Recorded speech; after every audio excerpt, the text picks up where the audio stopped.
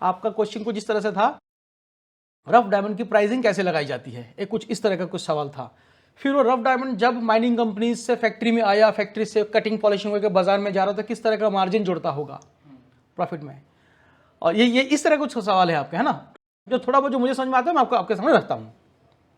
देखिए rough diamond की बात करता हूँ, तो जब भी रफ डायमंड की बात करेंगे आपको बात समझना पड़ेगा माइनिंग कंपनीज और ऐसे कंपनीज जो माइनिंग कंपनीज नहीं है ये क्या हो गया मतलब के लीगल सोर्सेस, इलीगल सोर्सेस, ठीक है। तो रफ का संबंध जुड़ता है लीगल और इलीगल से। लीगल का मतलब होगी जी ऐसी कंपनीज जो रजिस्टर्ड है, बड़ी बड़ी कंपनियां हैं, गवर्नमेंट के साथ, गवर्नमेंट की इजाजत लेकर माइनिंग कर रही है, बेच रही हैं। और इलीगल क्या हो गया जी, कि ज़बरदस्ती माइंस पे कब्जा कर लिया गया है आतंकवादियों द्वारा या वहाँ के रेबल फोर्सेस द्वारा, फिर वो माइनिंग कर रहे हैं। तो एक समय था बहुत ज़्यादा हुआ करता था इलीगल माइनिंग, जिसको नाम दिया गया ब्लड डायमंड। ब्लड डायमंड आप फिल्म में देखोगे, ब्लड डायमंड। और लीगल माइनिंग क्या होती है, प्रॉपर जैसे डीबीएस कंपनी कर रही है, रियो टिंटो करती है, अल्रोसा करती है, और भी कई छोटी छोटी कंपनियां हैं करती हैं, ये 3 बड़े मेजर कंपनीज हैं।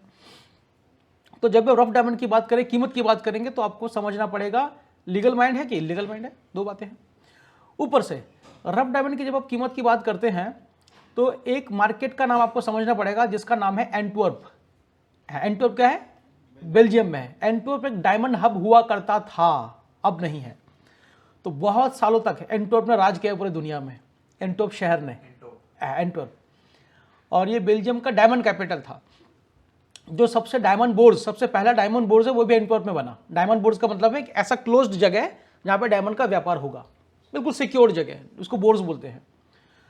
तो आज के डेट में वर्ल्ड में मेरे ख्याल से 6-7 बोर्सेज हैं। एक आपका मिलेगा एंटवर्प में है, इसराइल में है, आपके न्यूयॉर्क में है, इधर आपके मुंबई में एक है, सूरत में दुनिया का सबसे बड़ा डायमंड बोर्स बन रहा है जहां हम जाएंगे देखने।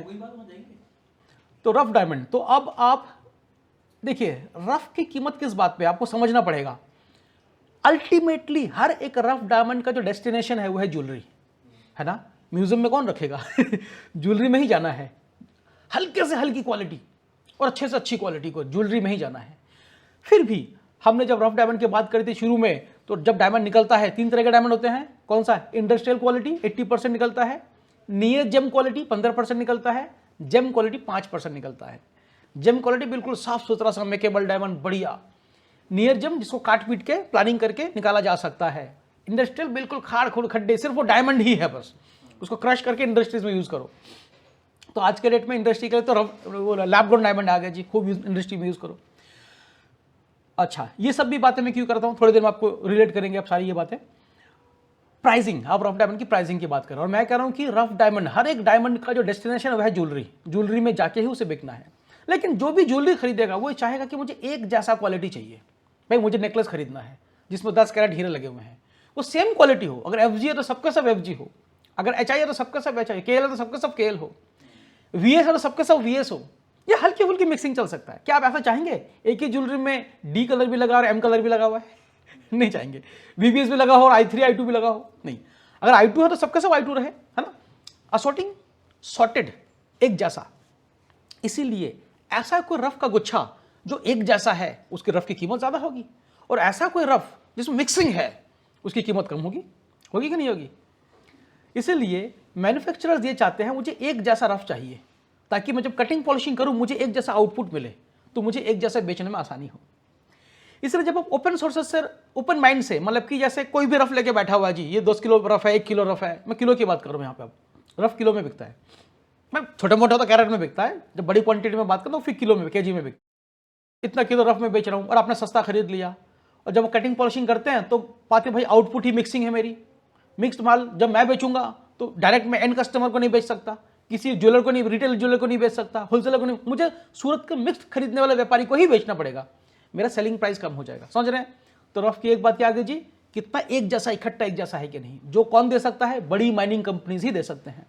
ऐसा सुनते हैं कि उनके पास 3000 से भी ज्यादा कैटेगरी के रफ डायमंड्स हैं, 3000 से भी।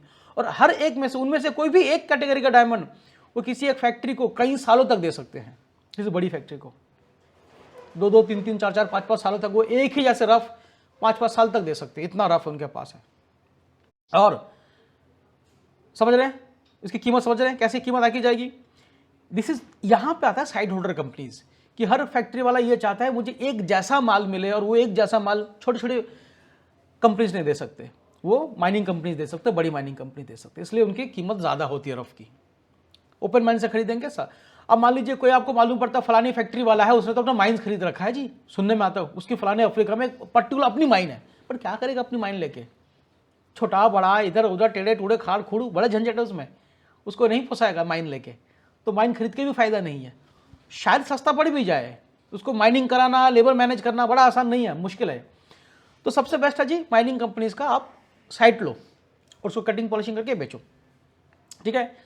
अब रफ की कीमत इस बात पे होती है कि डायमंड में से एक तो किस क्वालिटी का डायमंड निकल रहा है, कट एंड पॉलिश्ड किस क्वालिटी का निकलेगा, भाई डी निकलेगा, के निकलेगा, जे निकलेगा, एलबी है, एलसी है, आई3 है, आई2, उसी पे तो कीमत होगी, और इसमें कितना परसेंटेज का आउटपुट है। ये दो बातें अगर आपको समझ में आ गया, आप रफ की कीमत लगा सकते हो। सारी कहानी, सारी गणित इन दो बातों पे है। रिकवरी मेकेबल है कि सोएबल है, मेकेबल मतलब एक सिंगल रफ को सिंगल ही बनाया जाएगा, सोएबल मतलब काट पीट के 2 टुकड़े 3 टुकड़े 4 टुकड़े करके उसको बनाए जाएंगे। तो मेकेबल है, सोएबल है, कोटेड है, अनकोटेड है, सिंपली बात है जो रिकवरी परसेंटेज कितना आएगा और क्वालिटी कैसा है, इन दोनों बातों। बस अगर आपको अनुभव है, ये कोर्सेस से नहीं आते, ये बहुत समय के अनुभव से आएगा, ये मुश्किल है, बहुत मुश्किल है।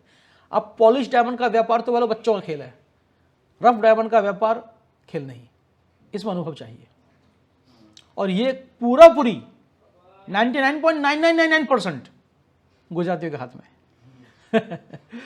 इसमें नॉन गुजराती भी हैं ज़रूर, पर वो बहुत दूर तक नहीं पहुंच पाते, एक्सपीरियंस उनका ग्रुपिज्म रहता है, समझ रहे हैं। तो वो इसलिए रफ डायमंड का जो व्यापार है वो थोड़ा सा मुश्किल है और एक्सपीरियंस मांगता है, ये एक्सपीरियंस मांगता है सिर्फ। ज़्यादा प्रॉफिटेबल है रफ डायमंड का?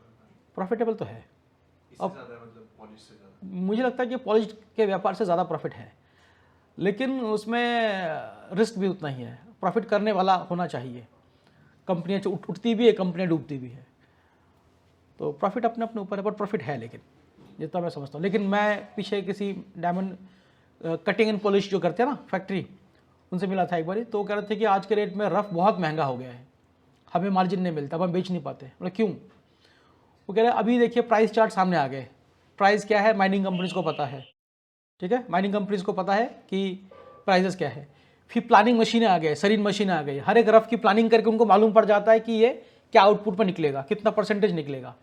पहले ये सारा काम एक्सपीरियंस से होता था, एक फैक्ट्री वाला गया रफ खरीदने के लिए, उसने रफ खरीदा अपने एक्सपीरियंस से खरीदा, उसको लगा भाई मैं पूरे इसका जो है 1 करोड़ रुपए दूंगा और कटिंग पॉलिशिंग करके मैं इसको 5 में बेच सकता हूँ। अभी कंपनी खुद ही मालूम पड़ जाता है भाई ये तो 5 करोड़ का धन है इसमें, तो उसको 1 करोड़ में क्यों बेचे, भाई मैं तो 4 करोड़ में बेचना चाहूँगा। अब तुम देखो उनके पास मार्जिन कम रह गया, पहले मार्जिन ज़्यादा था, तो मार्जिन माइनिंग कंपनीज खा जाती है, ऐसा उनका कहना है। तो फिर भी काम तो हो ही रहा है, फिर भी हो ही रहा है। ठीक है जी, समझ में आया?